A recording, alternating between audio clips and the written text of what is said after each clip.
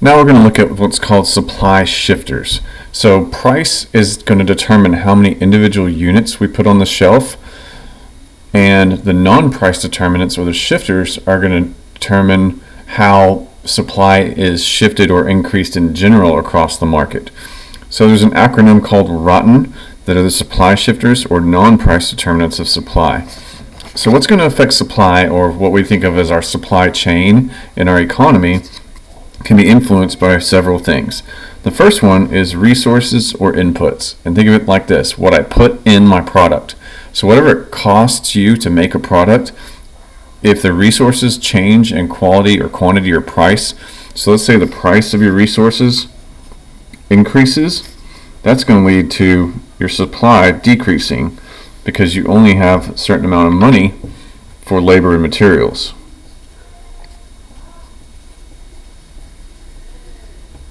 And you have to spend more money on materials, then you're going to get less units per input. So if this were to happen and supply would decrease, then it would actually shift to the left, which we're going to draw on the back of this paper here in a second. So that's the R of ROTN. So the O is called other goods price. Now what you got to think of here is, say for example, TVs. So if the price of televisions go down, then that means that people are going to be buying them.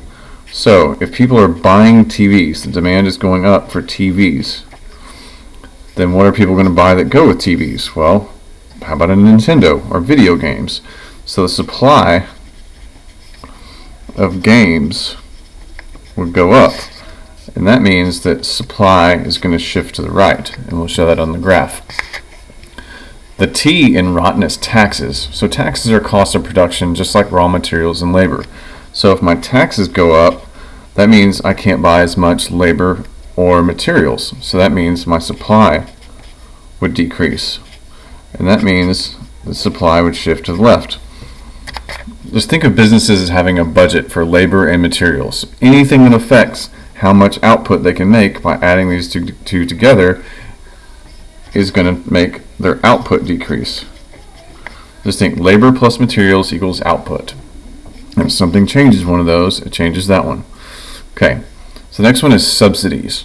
If the government pays an individual business or other groups, then they can increase their supply. So if I get a government payment to put solar panels on my factory and it saves my electric bill, then if my subsidies increase, that means my supply can increase. That means supply is going to shift to the right. Technology or productivity. Pretty much anything where I take my labor plus materials and I get more output per input is going to make me have higher supply. So if I give, and this could be healthcare, can be college education, can be job training, whatever it is, if my productivity goes up, and that leads to my supply going up, which is a supply is a rightward shift when it increases. So then we have expectations of the producer. So if it's a restaurant and it's Friday night, I'm going to increase my supply on Friday morning. So I know it's going to be busy that night. Just any kind of expectation. If I think there's a recession coming up, then I'd change my supply. If I think my costs are going to go up because of maybe, I don't know, a tariff of 25% being thrown down on something, then I'd probably supply as much as I could right now before the prices go up. And of course the last one is the number of sellers. This is really just the number of firms or businesses. So when Super Target opens, we're going to have more groceries, right? So anytime we increase the number of firms, we're going to increase the supply. That means we're going to shift supply to the right. Now let's take our ROTN, our shifters, and go to the back. We're going to draw supply and demand at equilibrium. If you have to, you can pause the video to go ahead and draw, set up. Okay, we're going to show an increase in supply.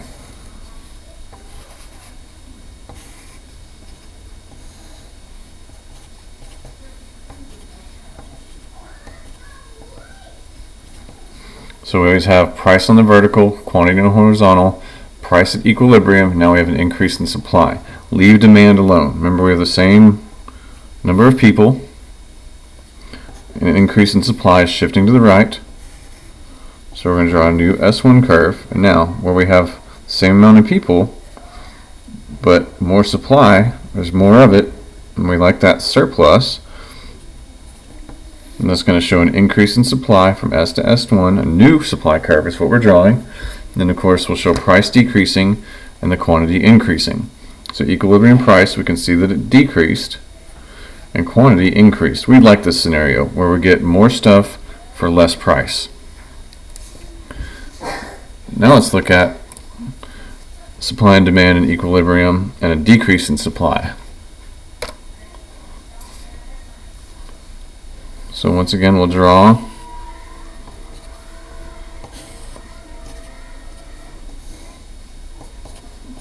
our upward sloping supply curve or downward sloping demand curve. We have equilibrium, and we're going to have a decrease in supply. So that means supply is going to shift to the left, which is decreasing. Goes from S to S1. Remember, we have the same number of people. That doesn't change. And where our new supply curve crosses demand, we have a new equilibrium that shows we have less stuff and it costs more. So we don't like things to decrease in supply. It's bad for us because we pay higher price and we have less to choose from. So price goes up and quantity goes down. So what happens in this circumstance, if supply is greater than demand, like this, we have more supply than we have people wanting to buy it, we're going to get a surplus. And surplus means things are cheap, there's lots of it. On the other hand, if demand is greater than supply at this price, we have more same people wanting it, but now less stuff available. We're going to have higher prices and less quantity. That's going to create a shortage where demand is greater than supply at this price.